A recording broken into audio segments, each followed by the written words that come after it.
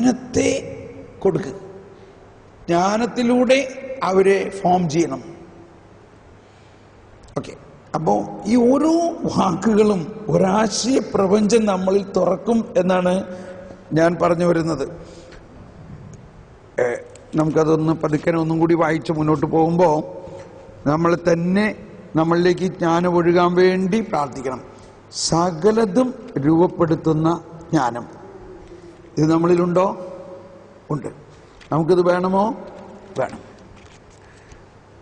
അവളുടെ ചൈതന്യം വിവേകമുള്ളതും വിശുദ്ധവുമാണ്. ഇതോരോന്നും വായിക്കുമ്പോൾ നിങ്ങൾ അതിനു വേണ്ടി കൂടുതലായിട്ടങ്ങ് ദാഹിക്കുക. അത് നമ്മളിൽ തുറക്കപ്പെടട്ടെ. അത് അതുല്യവും, കണ്ടോ, ബഹുമുഖ ജ്ഞാനം. ബഹുമുഖം. ഇതിപ്പോ ഞാൻ എന്നെ ഒരു ഉദാഹരണമാക്കി കാണിക്കുകയാണ്. അപ്പൊ ഞാൻ ഈ വചനം പ്രഘോഷിക്കുന്നത് കാണുമ്പോൾ നിങ്ങൾക്ക് നന്നായിട്ട് തോന്നുന്നുണ്ടോ ഇല്ലയോ? ഞാൻ നാളെ ഒരു ടെലിവിഷൻ പ്രോഗ്രാം കാണിച്ചു തരാം. അനിമേഷൻ ഫിലിം, നമ്മളുണ്ടാക്കിയ ഫിലിമാ. എന്നാൽ ഞാൻ ഇതിനെക്കുറിച്ച് യാതൊന്നും പഠിച്ചിട്ടില്ല. പക്ഷേ അത് കണ്ട അതും നല്ലതായിട്ട് തോന്നും. അപ്പൊ എന്താ അവിടെ? ഒരു ബഹുമുഖ ജ്ഞാനത്തിന്റെ പ്രവർത്തനമാണ്. എനിക്കിതൊന്നും അറിയാൻ പാടില്ല. പക്ഷെ എൻ്റെ ഒരു പ്രിൻസിപ്പിൾ ഇതാണ്: ഇതെല്ലാം അറിയണ ഒരാളെ എനിക്കറിയാം എന്ന് പറഞ്ഞെല്ലാവരും. ഇതെല്ലാം അറിയുന്ന ഒരാളെ എനിക്കറിയാം. Praise the Lord. ആരെങ്കിലും എന്നോട് ചോദിക്കാൻ ഇത് സാറിന് ചെയ്യാൻ പറ്റുമോ എന്ന് ചോദിച്ചാൽ ഒരിക്കലും നോ പറയില്ല. കാരണം ചെയ്യാൻ പറ്റുമെന്ന്. പിന്നെന്താ? തീർച്ചയായിട്ടും. കാരണം എന്താ?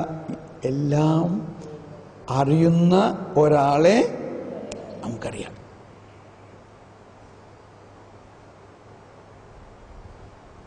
ആ ആള് എൻ്റെ ഫ്രണ്ടാ. അതാണ് ബഹുമുഖ ജ്ഞാനം. നമ്മൾ പറയും ഇത് എൻ്റെ കഴിവല്ല, എനിക്കിതിൽ കഴിവില്ല, അതുകൊണ്ട് വേറൊരാളെ ഏൽപ്പിക്കും. അങ്ങനെ ഒരിക്കലും പറയരുത്. നമുക്ക് കഴിവില്ലെങ്കിൽ കഴിവുള്ള ആള് നമ്മുടെ ഒരു സുഹൃത്തുണ്ട്. ആരാ? ഈശോ. നമ്മളുടെ അടുത്ത് ചുമ്മാ ആരെങ്കിലും വന്ന് പറയുമോ, സിസ്റ്റർ ഇതൊന്ന് ചെയ്യേ? എന്തെങ്കിലും ഒരു തോന്നലുണ്ടാവുമല്ലോ, എന്നല്ലേ പറയുള്ളൂ. എനിക്ക് കഴിവില്ല. നമ്മൾ മറ്റുള്ളവരോട് ചിലപ്പോൾ പറയും അവർക്കൊരു കഴിവില്ല, അവരെ വെറുതെ അതിന് വിടണ്ട. അങ്ങനെയെല്ലാം പറഞ്ഞ് നമ്മൾ തളർത്തരുത്. തോമസ് എഡിസനെ ടീച്ചർ പറഞ്ഞു വിട്ടു ക്ലാസ്സിൽ നിന്ന്, 3ാം ക്ലാസ്സിൽ വെച്ച്. ഫൂളാണ്, ഈസ് എ ഇഡിയറ്റ്. അവൻ എൻ്റെ ക്ലാസ്സിൽ ഇരുത്താനേ പറ്റില്ല എന്ന് പറഞ്ഞു. ബാക്കിയുള്ള പിള്ളേരും കൂടി ചീത്തയായി പോകും. തോമസ് എഡിസൺ കരച്ചു പിടിച്ച് വീട്ടിൽ വന്നപ്പോൾ അമ്മ ചോദിച്ചു, എന്ത് പറ്റുമനെ? എന്നോട് പോയിക്കൊള്ളാൻ പറഞ്ഞു, നീ സ്കൂളിലേക്ക് വരണ്ടെന്ന് പറഞ്ഞു. ഞാനൊരു ഫൂളാന്നാ പറയണേ. അമ്മ അങ്ങ് ചോദിച്ചാൽ പറഞ്ഞു, what, who, how dare she said this എന്ന് പറഞ്ഞുകൊണ്ട് ഒരു കൊടുങ്കാറ്റുമാരി അവനെയും വലിച്ചുകൊണ്ട് സ്കൂളിൽ വന്നിട്ട് ടീച്ചറോട് പറഞ്ഞു, how dare you spoke to my son, he will be the wisest person in the world എന്നും പറഞ്ഞ്, ഇനി ഞാൻ എൻ്റെ കൊച്ചിനെ നിന്റെ സ്കൂളിൽ പഠിപ്പിക്കണ്ട, ഞാൻ തന്നെ പഠിപ്പിച്ചോളാം. he is a brilliant boy, he is a wise boy. ചിലപ്പോൾ അവൻ ബുദ്ധുവായിരുന്നിരിക്കാം, പക്ഷെ ഈ അമ്മയുടെ മദർ ടങ്ങിൽ ഇത് കേട്ടപ്പോ അവനിലേക്ക് ആ ജ്ഞാനം ഒഴുകി. അങ്ങനെ 3ാം ക്ലാസ്സിൽ ഫൂളാണെന്നും പറഞ്ഞ് സ്കൂളിൽ നിന്ന് ഡിസ്മിസ് ചെയ്ത പയ്യനാണ് പിന്നീട് ലോകത്തിലെ ഏറ്റവും വലിയ, എന്തോ ഒരു വലിയ ജീനിയസായ ഒരു ശാസ്ത്രജ്ഞനായിട്ട് മാറിയത്. ഈ ഇൻകാൻഡസൻ ലാമ്പ് കണ്ടുപിടിച്ചത് സമയത്ത് 10,000-ത്തിലധികം എക്സ്പെരിമെന്റ് ചെയ്തു. അപ്പോഴും ഇത് കണ്ടുപിടിച്ച ആഹ്ലാദ സമയത്ത് പേപ്പർ റിപ്പോർട്ടേഴ്സ് ചോദിക്കുകയാണ്, you have failed 10,000 times. You have failed 10,000 times before this is invented. No. Don't say that. I have succeeded. I have discovered 10,000 elements which will not work. കണ്ടോ, ഒരിക്കലും എല്ലാം പരാജയത്തിലും വിജയത്തെ കാണുന്നുള്ളൂ. I discovered 10,000 elements which will not work. അപ്പോൾ ജ്ഞാനം, ബഹുമുഖ ജ്ഞാനം, നമ്മളെല്ലാത്തിലും ജ്ഞാനം നമ്മളെ സഹായിക്കും എന്നുള്ള ഒരു മാസ്റ്റർ പീസ്, ഒരു തത്വം നമ്മളിലുണ്ടാകണം.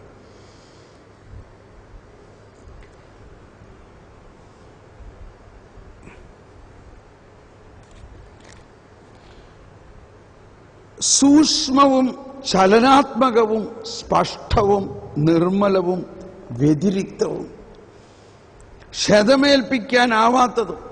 അതാണ് നമ്മൾ അധികവും മുറിവുകളാണ് എല്ലാവരും പറയും. അതെനിക്ക് മുറിവായി. സാധാരണ ആളുകൾക്കൊരു മുറിവില്ല. ഇച്ചിരി ആത്മീയതയിലേക്ക് വരുമ്പോഴാണ് നമ്മൾ പറയുന്നത്, oh it was a wound, I cannot come out of it എന്നൊക്കെ പറയുന്നത്. അപ്പോൾ വാസ്തവത്തിൽ ആന്തരികമായ കരുത്തുണ്ടെങ്കിൽ വല്ല മുറിവ് നമ്മളേക്കോ. അപ്പോൾ നമ്മളിൽ ജ്ഞാനം ഉണ്ടെങ്കിൽ നമുക്ക് ആന്തരികമായൊരു കരുത്താണത്. എഗെയിൻ എനിക്കറിഞ്ഞൂടാ, mother Teresa is coming. Mother തെരേസയുടെ കം ബി മൈ ലൈറ്റ് എന്നുള്ള പുസ്തകം വായിച്ചു. മദർ തെരേസയുടെ അല്ല, മദർ തെരേസയെ കുറിച്ചുള്ള കം ബി മൈ ലൈറ്റ് വായിച്ചിട്ടുണ്ടോ ആരെങ്കിലും? ആരും വായിച്ചിട്ടില്ല. സിസ്റ്റർ ഡെലിന വായിച്ചിട്ടുണ്ട്. അത് നിങ്ങൾ വായിക്കണം. കാരണം നമ്മുടെ ഇന്ത്യൻ പശ്ചാത്തലത്തിൽ കൂടിയുള്ള ഒരു കാര്യവും ഇന്നത്തെയും അല്ലെങ്കിൽ ആ ആത്മീയതയുടെ വലിയ രഹസ്യങ്ങളാണ്. മദറിന് കിട്ടിയ ആ വെളിപാടുകളും അതെല്ലാം എഴുതിയിട്ടുള്ള ഒറിജിനൽ ലെറ്റേഴ്സാണ് അതിനകത്ത്. അപ്പം അതിൽ ഈ സംഭവം തുടങ്ങുന്ന സമയത്ത് ഇങ്ങനെ ഈ കൽക്കട്ടയിലെ തെരുവുകളിൽ പോയിട്ട് ഇങ്ങനെയുള്ള ചെയ്യണമെന്ന് ഉള്ള അത് കർത്താവ് പറയാണ്. കർത്താവ് പറയുന്നു പറഞ്ഞാൽ ശക്തമായിട്ടാണ്. Will you not go there, will you not go to those holes and help them. അപ്പൊ ഇത് കൽക്കട്ട ആർച്ച് ബിഷപ്പിനോടൊക്കെ ഇത് അവതരിപ്പിച്ച അവസാനം ഒരുവിധമൊക്കെ എല്ലാം. എന്നിട്ട് ഈ ഫോർമേഷൻ ഇത് ഇങ്ങനെയുള്ളവർ നീ ഫോം ചെയ്തെടുക്കും, നിന്റെ കാലം കഴിഞ്ഞ് എന്ത് ചെയ്യും, എങ്ങനെ ഈ സിസ്റ്റേഴ്സ് അല്ലെങ്കിൽ ആളുകൾ ഇതേമാതിരത്തെ അവസ്ഥയിൽ പോയി, where from they get strength എന്നൊക്കെ പറഞ്ഞു. അതിന് പറഞ്ഞൊരു വാക്കിതാണ്, the inner become strength for the outer എന്ന് പറഞ്ഞ എല്ലാവരും. The inner become strength for the outer. ഞാനതിന് കറസ്പോണ്ടിങ് ആയിട്ടൊരു വചനം അതിന് കണക്ട് ചെയ്യാനുള്ളത് ഇതാണ്. ഒന്ന് എഫേഷ്യൻസ് 3:14-15. എഫേഷ്യൻസ് 3:14-15 പറയുന്നത് അത് ഇന്റിമസിയുടെ ഒരു കാര്യമാണ്. ഈ എഫേഷ്യൻസ് 3:14-19 കേട്ടോ. ഇക്കാരണത്താൽ സ്വർഗത്തിലും ഭൂമിയിലുമുള്ള എല്ലാ പിതൃത്വങ്ങൾക്കും നാമകാരണമായ പിതാവിന്റെ മുൻപിൽ ഞാൻ മുട്ടുകൾ മടക്കുന്നു. അവിടുത്തെ മഹത്വത്തിന്റെ സമ്പന്നതയ്ക്ക് യോജിച്ച വിധം അവിടുന്ന്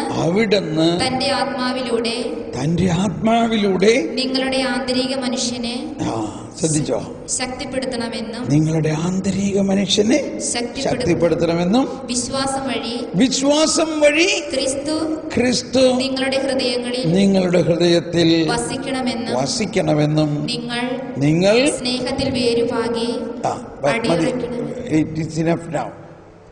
പിന്നീട് അത് വലിയ കാര്യങ്ങളാണ് അതിൽ പറയുന്നത്. ചിലപ്പോൾ നമുക്ക് പിന്നീട് പറയാം. ഇപ്പം നമ്മൾ ചിന്തിക്കുന്ന ഒറ്റ പോയിന്റാണ് ഇന്നർ സ്ട്രെങ്ത്. നിങ്ങളുടെ ആന്തരിക മനുഷ്യനെ ശക്തിപ്പെടുത്തണം. അപ്പൊ ആ ഇന്നർ സ്ട്രെങ്ത് എന്ന് പറയുന്നത് വിശ്വാസം മാത്രമല്ല, ജ്ഞാനവും വിശ്വാസവും കൂടി നിറയുമ്പോഴാണ്. മുറിവേൽപ്പിക്കാൻ പറ്റൂല. പിന്നെ നമ്മളെ ആരെങ്കിലും നമ്മൾ 2 തെറി പറഞ്ഞിട്ടുണ്ടാവും, നമ്മളത് പുഞ്ചിരിയോടെ സ്വീകരിച്ച് അവരോട് സ്നേഹത്തിൽ നിൽക്കാൻ പറ്റും. അതല്ലെങ്കിലോ എന്നോട് അങ്ങനെ പറഞ്ഞു, ഞാനൊന്നും ചെയ്തില്ല, ഞാൻ അങ്ങോട്ട് നോക്കിയ പോലും ഇല്ല എന്നും പറഞ്ഞ ഉടനെ അവിടെ പോയി ബഹളമായി. പിന്നെ വീട്ടിലുള്ള എല്ലാ കന്യാസ്ത്രീമാരെയും വിളിച്ച് പറയും, നാട്ടുകാരെയൊക്കെ വിളിച്ചു വേണമെങ്കിൽ പറയും. ചിലവർ പറയാറുണ്ട്, എൻ്റെ ഏറ്റവും പ്രധാന വിളി പ്രൊവിൻഷ്യാലിനെ വിളിക്കലാണ്. എന്ത് പ്രശ്നമുണ്ടെങ്കിലും കമ്മ്യൂണിറ്റി മെമ്പേഴ്സ് അറിയണേക്ക് മുമ്പ് പ്രൊവിൻഷ്യാലിൻ്റെ അടുത്തെത്തും, സുപ്പീരിയർ അറിയണേക്ക് മുമ്പ് സംഭവം പ്രൊവിൻഷ്യാലിൻ്റെ അടുത്തെത്തും. പിന്നെ പ്രൊവിൻഷ്യാൽ ഇങ്ങനെ വിളിച്ച് സുപ്പീരിയറിന് 2 ഫയർ കൊടുക്കുമ്പോൾ, പക്ഷെ അവൻ എന്നോടൊന്നും പറഞ്ഞില്ലെന്ന, എന്നോട് പറയേണ്ടതായിരുന്നില്ല, എന്നോട് പറയേണ്ടത് അങ്ങോട്ട് ഫോൺ വിളിച്ച്. എന്താ കാരണം? ഈ കരുത്തില്ലാത്തത് കൊണ്ടല്ല. സോറി, ഞാൻ കുറ്റം പറഞ്ഞല്ലോ, ഞാനൊരു കാര്യം പറയണതാ. നമ്മളുടെ ആന്തരിക കരുത്ത് ഉണ്ടെങ്കിൽ മാത്രമേ കാര്യം നടക്കുള്ളൂ. ഇതെല്ലാം പൂക്കളായിട്ട് മാറും. ഓരോരുത്തർ പറയണ തെറിയും ഓരോരുത്തർ പറയണ കുറ്റപ്പെടുത്തലും എല്ലാം നമ്മുടെ ആത്മാവിൽ ജ്ഞാനമുണ്ടെങ്കിൽ ഉടനെ ഒരു വചനത്തെ കണക്ട് ചെയ്യണം. സഹനത്തെക്കുറിച്ച് പറയുന്ന ഒരു കാര്യമാണ്. ഞാൻ പല പ്രാവശ്യം പറഞ്ഞു കഴിഞ്ഞു. അടിച്ചവർക്ക് പുറവും താടിമീച്ച പറിച്ചവർക്ക് കവിളുകളും അവൻ കാണിച്ചു കൊടുത്തു. നിന്ദനത്തിൽ നിന്നും തുപ്പലിൽ നിന്നും അവൻ മുഖം തിരിച്ചില്ല. അവന്റെ മുഖം ശിലാതുല്യമാക്കി എന്ന് പറഞ്ഞ് വീർപ്പിച്ചു പിടിക്കൽ എന്നല്ല അതിൻ്റെ അർത്ഥം. ഒന്നും ഏക്കാത്ത മാതിരി അങ്ങനെയും നിന്നാലും അതെ ഇതിനോട് പറഞ്ഞിട്ടൊന്നും ഒരു ചലനമില്ലൊന്നും പറഞ്ഞ് വീണ്ടും പറയും ചിലപ്പോ. അപ്പോഴും ശിലാതുല്യമാക്കണം. യെശയ്യാ 50, കർത്താവിൻ്റെ ദാസൻ 3. അപ്പൊ ഈ കർത്താവിൻ്റെ ദാസൻ 1, 2, 3, 4 എല്ലാം കർത്താവിൻ്റെ ദാസിക്കും കിട്ടും. കാരണം മണവാട്ടിയാണ്. മണവാളിന് കിട്ടുന്നതിൻ്റെ പങ്ക് മണവാട്ടിക്ക് കിട്ടും. ഇതെല്ലാം പോസിറ്റീവായിട്ട് എടുക്കണം. ഇന്റിമസി എന്ന് പറഞ്ഞാൽ എന്താ?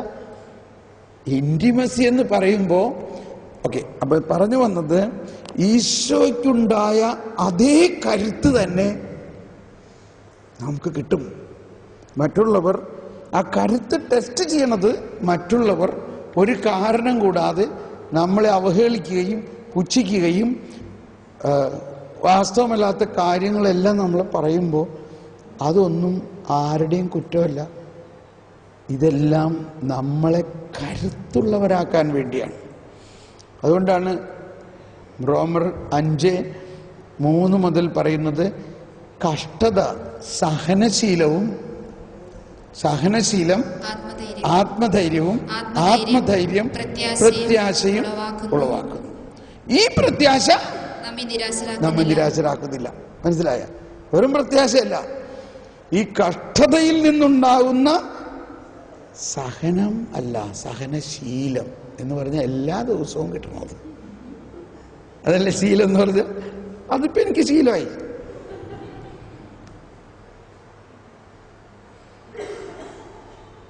ആ ശീലമാണ്. ഒരിക്കലൊരു കോവേന്തയിൽ ചെന്നപ്പോൾ അവിടുത്തെ സുപ്പീരിയർ അച്ഛൻ ഞാനുമായിട്ട് നല്ല പരിചയമുള്ള 60ഓളം മോങ്ക്മാരുണ്ട് ആ കോവേന്തയിൽ. അപ്പം ഞാൻ പറഞ്ഞു, അച്ഛന് ഭയങ്കര ഭാഗ്യം, എന്നാലും 60 മോങ്കുമാരിരുന്ന് പ്രാർത്ഥിക്കണ ഒരു കോവേന്ത എന്ന് പറഞ്ഞാൽ എന്തോ ഒരു വലിയൊരു പവർ ഹൗസാ. ഒരെന്തേ മിണ്ടണ്ട, ശത്രുക്കളെ സ്നേഹിക്കാൻ പുറത്തെങ്ങും പോകണ്ടെന്ന് വിചാരിച്ചാൽ മതി. ശത്രുക്കളെ സ്നേഹിക്കാൻ പുറത്തൊന്നും പോകണ്ട. ഞാനത് കേട്ടപ്പോഴേ പെട്ടെന്ന് എൻ്റെ ഉള്ളിൽ വളരെ പോസിറ്റീവായിട്ട് എനിക്ക് തോന്നി. അപ്പോൾ അച്ഛൻ നല്ല ആന്തരിക കരുത്തുണ്ടാവുമല്ലോ. ഏത് നമ്മുടെ കമ്മ്യൂണിറ്റിയിൽ 2-3 പേരുണ്ടപ്പോ എന്താ പ്രശ്നം? ഇത് 60 പേരെ.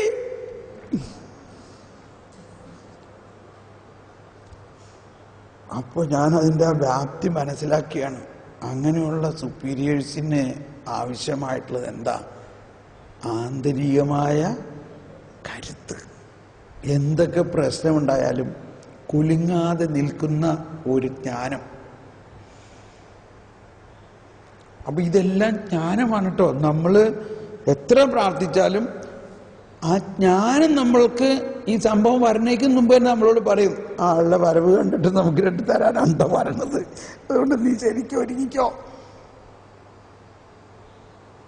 അതേസമയത്ത് അത് കേൾക്കുമ്പോൾ ഉള്ളിൻ്റെ ഉള്ളിൽ കർത്താവ് മന്ത്രിക്കുന്നത് കേൾക്കണം. ഉള്ളിൻ്റെ ഉള്ളിൽ കർത്താവ് മന്ത്രിക്കുന്നത് കേൾക്കണം.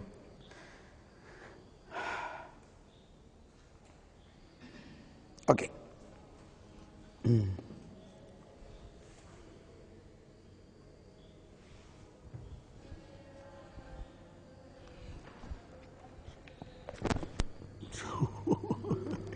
നമുക്ക് കരുത്തുണ്ടായിക്കൊണ്ടിരിക്കുകയാണ് ഇല്ലേ? ഈശോയെ. അപ്പൊ ഈ 7-ാം അധ്യായത്തിലെ ഏതാണ്ടൊരു 36 പോയിന്റ് ഉണ്ട് ഇങ്ങനെ. അത് നിങ്ങൾ ഓരോന്നും എണ്ണി നോക്കണം. 36ഓളം പോയിന്റ് ജ്ഞാനത്തിൻ്റെ പ്രത്യേക ശക്തി തരുന്ന കാര്യങ്ങൾ. അതിനകത്ത് 1-2 ഇപ്പം ഞാൻ പറഞ്ഞുള്ളൂ. അപ്പം അതിൽ ക്ഷതമേൽപ്പിക്കാനാവാത്തതെന്നുള്ളത് വളരെ പ്രത്യേകം എടുത്ത് പ്രാർത്ഥിക്കേണ്ട ഒരു കാര്യം. ഈ ഒറ്റ വാക്കെടുത്തിട്ട് രാവിലെ പേഴ്സണൽ പേരിൽ നമ്മളങ്ങ് പ്രാർത്ഥിക്കുമ്പോൾ നമ്മളങ്ങ് കത്തിക്കയറും. നമുക്ക് ഒട്ടും ഉറക്കം വരില്ല. അല്ലെങ്കിൽ നമ്മൾ ആ കിടക്കപ്പായെന്ന് എനിക്ക് വന്നൊന്ന് പോകാൻ ഇങ്ങനെ ഇരിക്കുമ്പോൾ പെട്ടെന്ന് സാധാരണഗതിയിൽ ഇച്ചിരി ഉറങ്ങിപ്പോകാൻ സാധ്യതയുണ്ട്. ഇവിടെയാണ് ഞാൻ പറയണത് നമ്മുടെ ക്വാളിറ്റി നഷ്ടപ്പെടുന്നു. അവിടെ ആ ക്വാളിറ്റീനെ റീഗെയിൻ ചെയ്യാനുള്ള എൻ്റെ വളരെ വിജയകരമായ ഒരു സൂത്രം ഇതാണ്.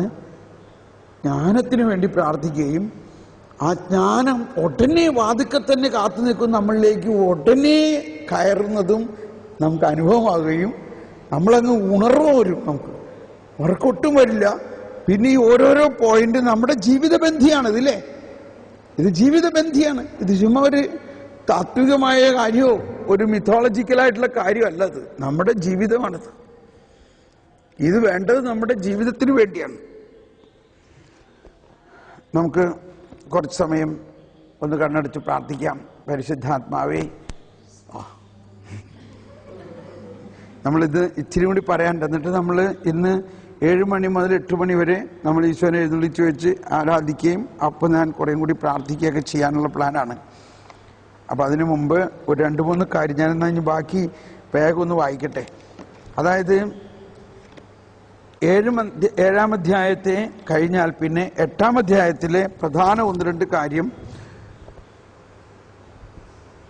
ഭൂമിയിൽ ഒരറ്റം മുതൽ മറ്റേ അറ്റം വരെ ജ്ഞാനം സ്വാധീനം ചെലുത്തുന്നു.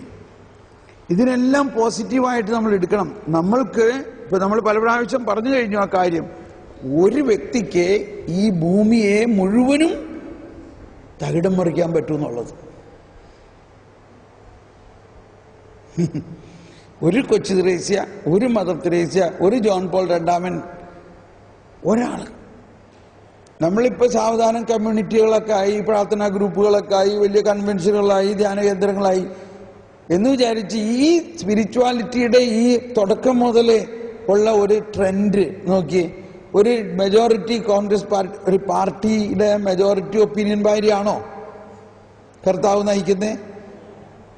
നോഹ എന്ന ഒരാളോട് പറയാണ്, നിന്നെ ഞാൻ ഇതിനു വേണ്ടി അഭിഷേകം, നീ ഇത് ചെയ്യണം. ഒരാൾ. അബ്രാഹം ഒരാൾ, മോശ ഒരാൾ, എലിയ ഒരാൾ. അപ്പൊ അങ്ങനെ ഒരാളുടെ ആത്മാവിലേക്ക് അങ്ങ് കൊടുത്തിട്ട് ആ ആത്മാവ് ആ ജ്ഞാനം കൊണ്ടും ദൈവവുമായിട്ടുള്ള ബന്ധത്തിൽ അങ്ങ് വികസിച്ചിട്ട് ആ ഒരാളെ ലോകം മുഴുവനെയും പ്രസരിപ്പിക്കുന്ന തരത്തിലാക്കുന്ന ഒരു ശക്തിയാണിത്. കമ്മ്യൂണിറ്റിയൊക്കെ വേണം, പക്ഷേ കമ്മ്യൂണിറ്റി ഉണ്ടെന്ന് വിചാരിച്ചുകൊണ്ട് എല്ലാവരെയും അങ്ങനെ ആക്കണമെന്നില്ല. എല്ലാവരും കൊച്ചുരസിയാണോ? എല്ലാവരും അമ്മത്രേസ്യാണോ? എല്ലാവരും ജോൺ ഓഫ് ദ ക്രോസ് ആണോ? എല്ലാവരും മദർ തെരേസയാണോ? അല്ല. പക്ഷെ ആ സ്പിരിച്വാലിറ്റിയുടെ ലൈൻ ഓഫ് തോട്ട് എല്ലാവരിലും ഉണ്ട്.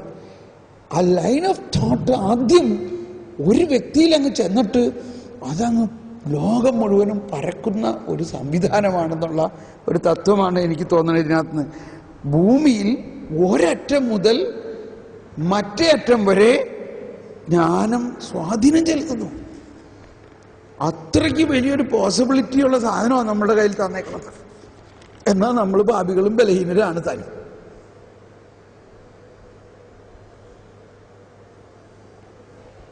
അതൊന്നും ഇതിനെ വിഷയമല്ല, അതൊന്നും ഇതിനെ തടസ്സമല്ല.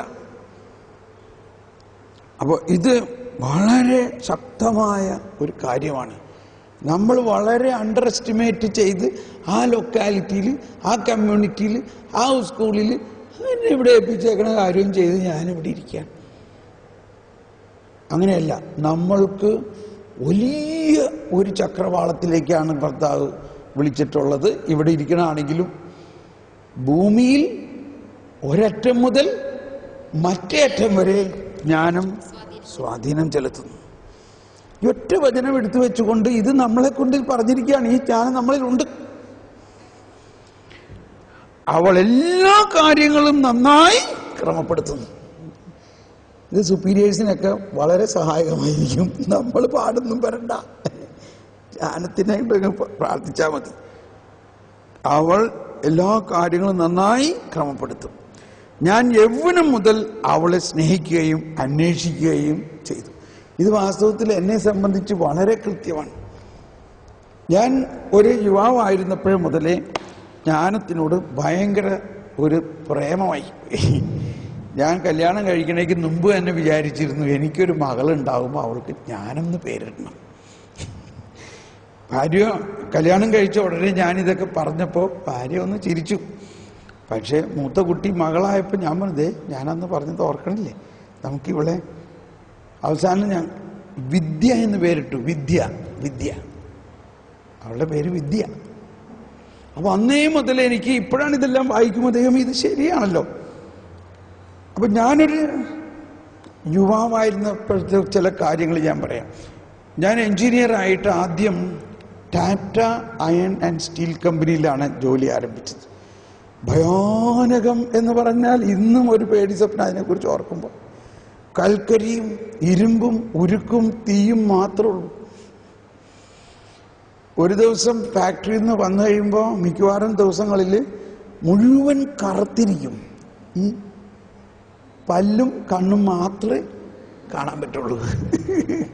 ഓ, പക്ഷെ അന്ന് എനിക്ക് കിട്ടിയ ഒരു ജ്ഞാനം, ഇത് ജീവിതത്തിൻ്റെ ഒരു കാലഘട്ടം ഞാൻ കടന്നു പോകണം എന്ന ഒരു സൈക്കിളാണിത്. ഞാനിത് കടന്നു പോകേണ്ടിയിരിക്കണം.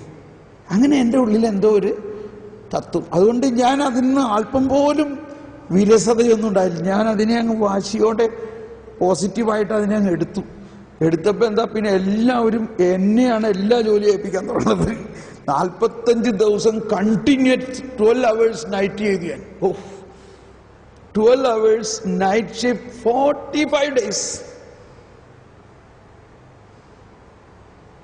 ഇന്നതൊക്കെ ആലോചിക്കുമ്പോൾ എന്താ ദൈവത്തിന്. അങ്ങനെ ഇരിക്കെ ഒരു ഫോറിൻ മെഷീൻ, ഒരു ജർമ്മൻ മെഷീൻ അന്ന് ഇമ്പോർട്ട് ചെയ്ത് കൊണ്ടുവന്നത് പ്രവർത്തിപ്പിക്കാൻ ഒരു ജർമ്മൻ എഞ്ചിനീയറും വന്നിട്ടുണ്ട്. അപ്പോൾ എന്നെ അതിന് ഇന്ത്യൻ യങ് മാൻ ആയിട്ട് അയാൾ സഹായിക്കാൻ ഏൽപ്പിച്ചു. ഞങ്ങൾ ഒരു മാസം മുഴുവനും വളരെയധികം പരിശ്രമിച്ചു. ഈ മെഷീൻ വർക്കാവുന്നില്ല. എല്ലാവരും വളരെ പ്രയാസപ്പെട്ടു. വളരെ വലിയ ഇഷ്യൂ.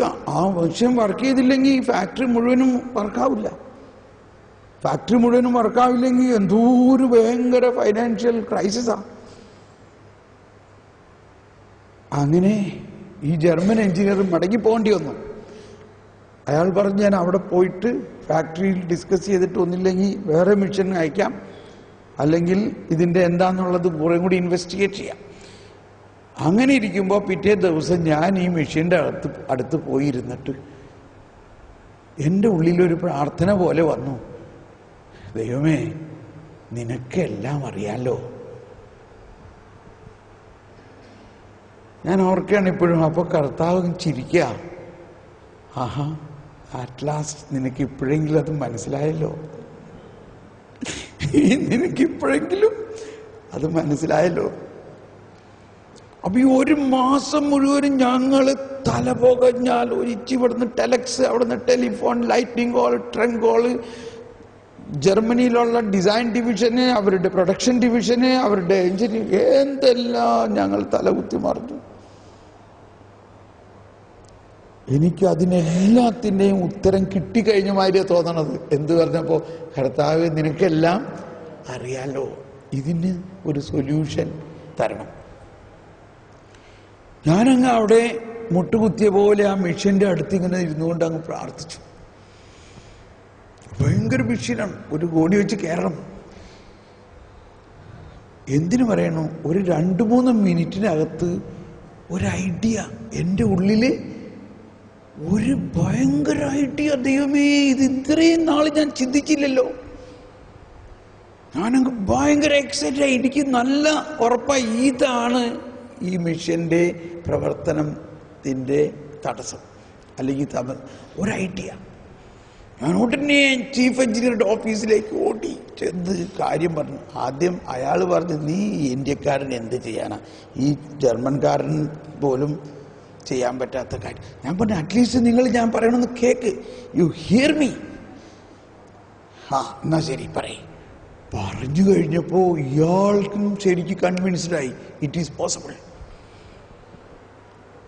ഞങ്ങൾ രണ്ടുപേരും കൂടി ഒരു തൂഫാൻ മാതിരി ഓടി ആളുകളൊക്കെ വിളിച്ചു കൂട്ടി ആ മെഡ്ജിൻ്റെ ആ പർട്ടിക്കുലർ പാർട്ട് അഴിച്ച് അവിടെ ഞാൻ പറഞ്ഞ മാതിരി പണി ചെയ്തു. അത് കഴിഞ്ഞ് we fixed it back and then mission പ്രവർത്തിച്ചു. എല്ലാവരും എന്നെ പൊക്കിക്കൊണ്ട് നടക്കാൻ തുടങ്ങി. എനിക്ക് ഡബിൾ ഇൻക്രിമെന്റ് കിട്ടി, പ്രൊമോഷൻ കിട്ടി, കാശ് കൂടുതൽ കിട്ടി. അപ്പോൾ കാശ് കൂടുതൽ കിട്ടുന്നതിൻ്റെ മാത്രമല്ല, ജർമ്മൻ എഞ്ചിനീയർ പിറ്റേ ദിവസം 2 ദിവസം കഴിഞ്ഞപ്പോൾ അയാൾ മടങ്ങി വന്നു. അയാൾ പറഞ്ഞു, ഇത് എങ്ങനെ സംഭവിച്ചു, ഇതെന്താണെന്നുള്ളത് സ്റ്റഡി ചെയ്യാൻ വേണ്ടി അയാൾ വന്നേക്കണത്, ഇത് എങ്ങനെ സാധിച്ചു. എല്ലാവർക്കും ഒന്നേ പറയാനുള്ളൂ, തോമസ് പോൾ, തോമസ് പോൾ, തോമസ് പോൾ.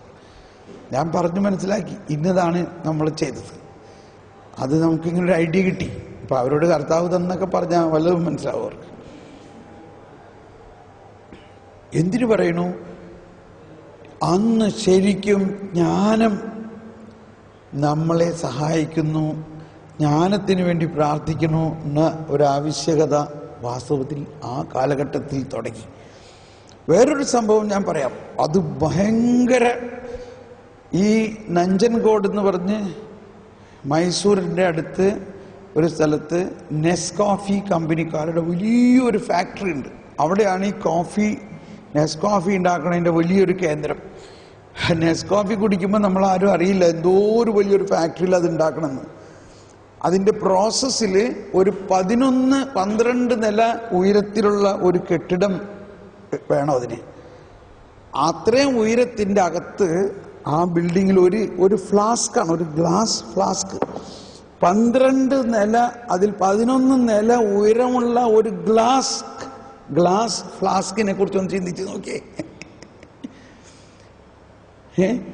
ആ ഗ്ലാസ് ഫ്ലാസ്കിൻ്റെ അകത്ത് ഡിക്കോക്ഷൻ ഇങ്ങനെ സ്പ്രേ ചെയ്തിട്ട് അതിൻ്റെ ഒരു അറ്റ്മോസ്ഫിയറിക് ടെമ്പറേച്ചറും കെമിക്കൽസിനെ എല്ലാം പ്രത്യേകമായി അഡ്ജസ്റ്റ് ചെയ്തിട്ട് അത് ആ മുകളിൽ നിന്നിങ്ങനെ പൗഡർ വന്ന് താഴെ വരുമ്പോഴേക്കും പൗഡറായി കാപ്പിപ്പൊടി ഈ നെസ്കോഫി ഇൻസ്റ്റന്റ് കോഫി ആയിട്ട് മാറുന്നു. ഇപ്പൊ അവിടുത്തെ ചലഞ്ച് എന്തായിരുന്നു വെച്ചാൽ, ഈ 12 നില കെട്ടിടത്തിന്റെ മുകളിൽ ഒരു മെഷീൻ ഇൻസ്റ്റാൾ ചെയ്യണം. അത് സാധാരണ സ്വിറ്റ്സർലൻഡുകാരൻ സായിപ്പാണ് അതിന്റെ ഡയറക്ടർ. സ്വിറ്റ്സർലൻഡിൽ നിന്നൊക്കെ പറഞ്ഞാൽ വലിയ ക്രെയിൻ കിട്ടും, അതിനെ തൂക്കി അങ്ങ് വെച്ചാൽ മതി. ഒരുപക്ഷെ ഇപ്പോൾ ഇന്ത്യയിലും അങ്ങനെയൊക്കെ ഉണ്ട്, അന്ന് ഇതൊന്നും ഉണ്ടായിരുന്നില്ല. അപ്പൊ അവര് അഡ്വർടൈസ് ചെയ്തു, ബോംബെയിലോ ഡൽഹിയിലോ വലിയ കമ്പനിക്കാർ ഇത്രയും കപ്പാസിറ്റി ഉള്ള ക്രെയിൻ ഉള്ളവരുണ്ടെങ്കിൽ ഇതിനു വേണ്ടി കോമ്പറ്റന്റ് ആയിട്ടുള്ളവർ വന്ന് ബിഡ് ചെയ്യണം, അല്ലെങ്കിൽ they have to approach for an interview first. ആ ഇന്റർവ്യൂവിൽ സാഹിബിന് ഈ ടെക്നോളജി ഇത് കൺവിൻസ് ആകുകയാണെങ്കിൽ അവർ നമ്മളെ ആ ജോലി ചെയ്യിപ്പിക്കും, നമുക്ക് അതിനുള്ള പൈസ പ്രോഫിറ്റും ഒക്കെ കിട്ടും. ഞാൻ അതിന് കോമ്പറ്റീറ്റീവായിട്ട് ഉള്ള ഒരാളാണെന്ന് പറഞ്ഞ് വന്നിരിക്കുകയാണ്. സാഹിബ് വന്ന വഴി തന്നെ എന്നോട് ചോദിച്ചു, do you have a crane of that height? I said, sorry, I don't have a crane. Get out, get out. ഇയാളെ ഓച്ചല് എന്നെ, ഷോ ഒരു മിനിറ്റ് ഇനി പറയണ്ട, നീ ഇവിടെ നിൽക്കണ്ട.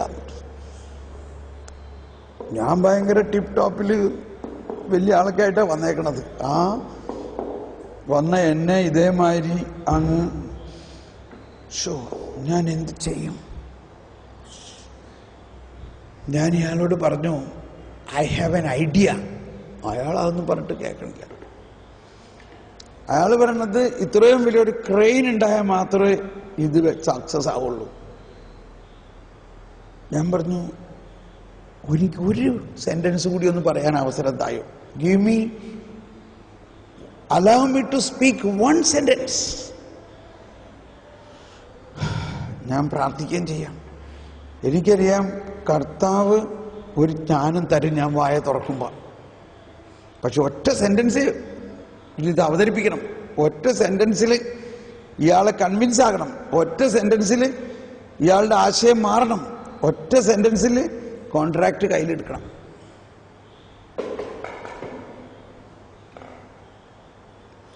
അവസാനം ഇയാൾ പറഞ്ഞു യെസ് ക്യാരി ഓൺ എന്ന് പറഞ്ഞപ്പോൾ ആദ്യം ഞാൻ ഇത്തിരി സാവധാനം, പരിശുദ്ധാത്മാവ് എന്നെ സഹായിച്ചുകൊണ്ടിരിക്കുകയാണ്. ഞാൻ പറഞ്ഞു we are Indians, we built Taj Mahal without crane. We built Taj Mahal without crane.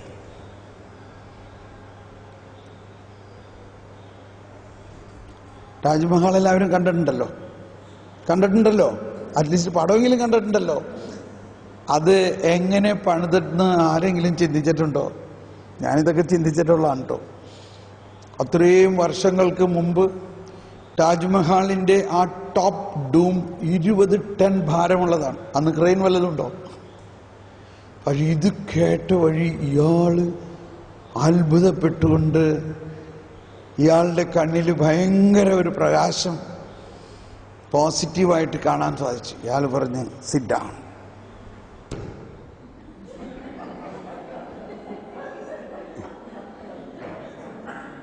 ഇയാൾ പറഞ്ഞു നീ എങ്ങനെയാണ് അത് ചെയ്യാൻ പോണേന്ന് തന്നെ എന്നോട് പറയാൻ പറഞ്ഞു.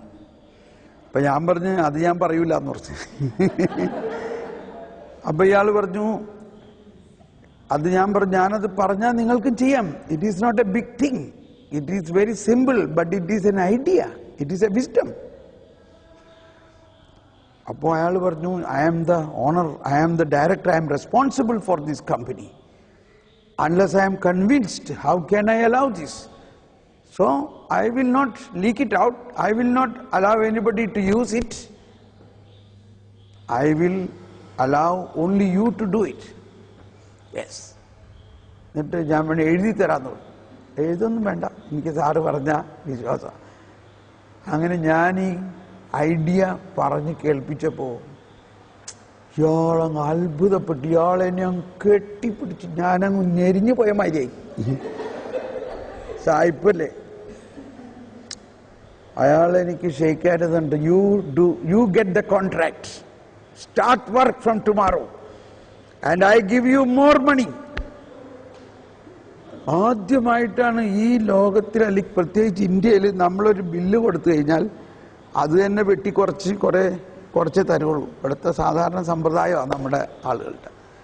പക്ഷെ ഇയാൾ ആ ബില്ല് മേടിച്ചിട്ട് what you have done good job, you deserve to get more money, go write more and bring. So നമ്മളുടെ ഹാർഡ് വർക്ക് കൊണ്ടല്ല നമ്മൾ സക്സസ് ആവുന്നത്. Of course hard work, there is no substitute, but not hard work alone. നമ്മുടെ കഠിനാധ്വാനം മാത്രം പോരാ, നമ്മൾ ദൈവിക ജ്ഞാനം ഇതെല്ലാത്തിനും സഹായമാണ്. അപ്പോൾ അന്നു മുതലേ ഞാനിങ്ങനെ ദൈവിക ജ്ഞാനത്തിന് വേണ്ടി പ്രാർത്ഥിക്കും. അങ്ങനെ എൻ്റെ മകള്, അവൾ ഇത്രയും ജ്ഞാനം നല്ല പേര്, പക്ഷെ 8ാം ക്ലാസ്സിലെ ആൾക്ക് മാർക്കൊക്കെ കുറഞ്ഞു. അപ്പോൾ ഭാര്യ റിപ്പോർട്ട് കൊണ്ടുവന്നേ, ഞാനും മോളുടെ റിപ്പോർട്ട് കാണും. ഞാൻ പറഞ്ഞു അതെങ്ങനെയാ അവൾക്ക് ഇത്രയും മാർക്ക് കുറഞ്ഞു, അവൾ നല്ല ഹാർഡ് വർക്ക് ചെയ്യുന്നുണ്ടല്ലോ. അപ്പം ഞാൻ അവരുടെ സ്കൂളിൽ പോയിട്ട് പ്രിൻസിപ്പലിനോട് പറഞ്ഞു I know her problem, she is really working hard, she need holy spirit. അവർ ചിരിക്കാൻ തുടങ്ങി. ഞാൻ പറഞ്ഞു എങ്ങനെയായാലും അവരെ ഒരാഴ്ച ഒരു ജ്ഞാനധ്യാനത്തിന് വേണ്ടി അയക്കണം, a retreat for holy spirit of wisdom. അങ്ങനെ നിർബന്ധിച്ച് ഞാൻ കൊണ്ടുപോയി. സ്കൂളുകാർ ഭയങ്കര പ്രശ്നം ഉണ്ടാക്കി. ഒരാഴ്ച student who is not performing and ആ ഒരാഴ്ച കഴിഞ്ഞിട്ട് അവൾ ആ പോർഷനൊക്കെ എങ്ങനെ ഞാൻ പറഞ്ഞു, സിസ്റ്ററെ അതെല്ലാം ദൈവം സഹായിക്കും, ഡോണ്ട് വറി. അങ്ങനെ അവളെ താബൂറിൽ, ബോംബെയിലാണ്, താബൂറിൽ റിട്രീറ്റിൽ കൊണ്ടുപോയി, യൂത്തിൻ്റെ ഒരാഴ്ചത്തെ ഒരു റിട്രീറ്റ് പോയി. അത് കഴിഞ്ഞ് ഞാൻ അവളോട് പറഞ്ഞു, നീ ജ്ഞാനത്തിന് വേണ്ടി മാത്രമേ പ്രാർത്ഥിക്കാവൂ, നീ നന്നായിട്ട് ഹാർഡ് വർക്ക് ചെയ്യുന്നുണ്ട്, but you have to have a different understanding. അങ്ങനെ അടുത്ത പരീക്ഷയ്ക്ക് അവളങ്ങ് എക്സൽ ചെയ്തു. Praise the lord. പിന്നെ അവൾ ഒരിക്കലും പരാജയപ്പെട്ടിട്ടില്ല. ഇപ്പോൾ അവൾ യൂറോപ്പിൽ, വിയന്നയിൽ, പിന്നെ തിയോളജിയിൽ ഉന്നത ബിരുദമെല്ലാം നേടി. അവളിപ്പോൾ തിയോളജിയിൽ ലൈസൻഷ്യേറ്റ് വരെ എടുത്തു. ഇപ്പോൾ ഡയസിസിൻ്റെ റിലീജിയൻ ടീച്ചിങ് ഡിപ്പാർട്ട്മെൻറ്റിലേക്ക് സാവധാനം ഇൻ്റഗ്രേറ്റ് ചെയ്യാൻ നോക്കിക്കൊണ്ടിരിക്കുക, അതിൻ്റെ പഠിച്ചുകൊണ്ടിരിക്കുക. അതിനുശേഷം 10 വർഷത്തിലധികം തിയോളജി പഠിച്ചു. അതിൻ്റെ ഇടയ്ക്ക് വിവാഹം കഴിച്ചു. ഭർത്താവ് ബിസിനസ് മാനേജ്മെൻ്റൊക്കെ പഠിച്ച ആളായിരുന്നു. ഭർത്താവ് ഒന്ന് തിയോളജി ക്ലാസ്സിൽ ഇരുന്ന് കേൾക്കട്ടെ എന്ന് വിചാരിച്ചു. അവിടെ ചെന്ന് തിയോളജി ക്ലാസ്സിലിരുന്നപ്പോൾ ഭർത്താവിന് തോന്നി, ഞാനും തിയോളജി പഠിച്ചാൽ എന്താ. എന്നോട് ചോദിച്ചാൽ പിന്നെ ഞാൻ അതല്ലേ പറയുള്ളൂ. പക്ഷെ ഞാൻ ഫോഴ്സ് ചെയ്തൊന്നുമല്ല. ഞാൻ പറഞ്ഞു, if you are convinced do it. ഞാനൊക്കെ ജോലി ചെയ്ത് തലമുടി മുഴുവനും പോയത്, അല്ലാണ്ട് എനിക്കൊരു മെച്ചം കിട്ടിയില്ല ജോലി ചെയ്തുകൊണ്ട്. ഞാൻ ജോലിക്കാരെ അണ്ടർ എസ്റ്റിമേറ്റ് ചെയ്യാനിപ്പോൾ ഇവിടെ അല്ല പറയണത്. പക്ഷേ ഞാൻ 20 വർഷത്തിലേറെ ശക്തമായി ജോലി ചെയ്തു. അതിനുശേഷം ഇപ്പോൾ 23 വർഷത്തിലേറെ കർത്താവിന് വേണ്ടി ജോലി ചെയ്തു. ഇത് തമ്മിൽ താരതമ്യപ്പെടുത്തുമ്പോൾ എന്തോ ഒരു വലിയ കാര്യമാണ് ഈ രണ്ടാമത്തേത്. ഓരോരുത്തർ വിളിയെന്ന് വിചാരിച്ചാൽ മതി, അല്ലെങ്കിൽ ആ സമയത്തിൽ. അപ്പം ഞാൻ ആരെ